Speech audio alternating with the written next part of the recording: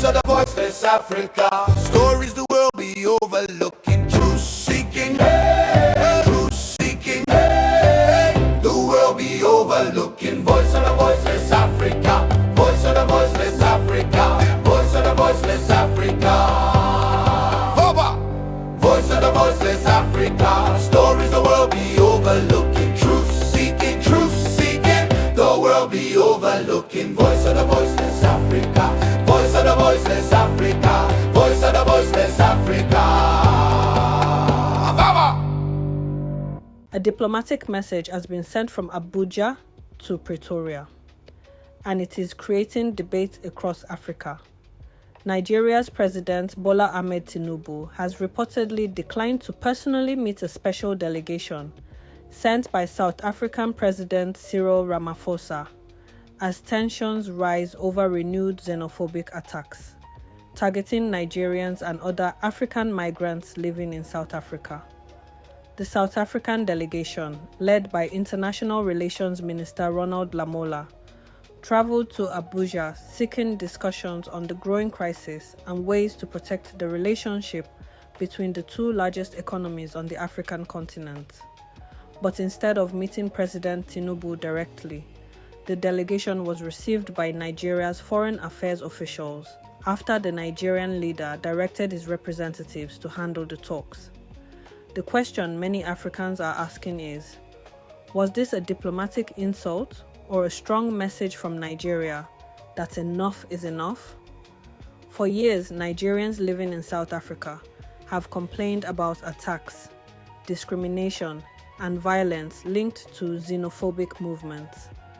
Nigerian authorities say these incidents have damaged relations between the two nations. South Africa, however, has maintained that xenophobia is not government policy and has promised stronger measures against those responsible for violence and attacks on foreign nationals. But behind the diplomatic language are real human stories.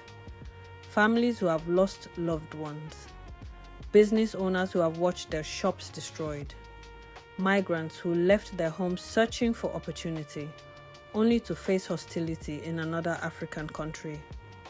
The crisis raises a deeper question. Why are Africans fighting Africans when many of the challenges facing the continent, unemployment, poverty, corruption, and inequality, have the same roots? Nigeria and South Africa have historically been two major powers pushing for African unity. Both nations have played important roles in continental politics, trade, and peace efforts.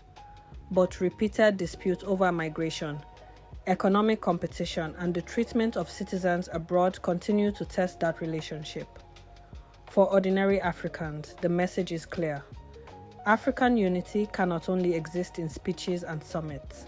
It must be seen in how Africans treat one another on the streets, in businesses, and in communities.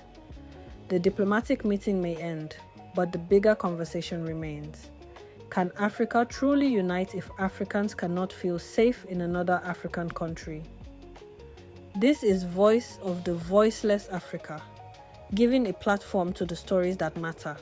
Stay informed, stay engaged, let Africa speak.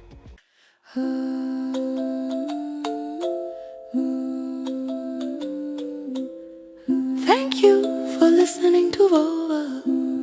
Voice speak to Voiceless Africa, where we speak truth, protect the forgotten, and stand for those who cannot stand alone. Until next time, remain the voice of the voiceless.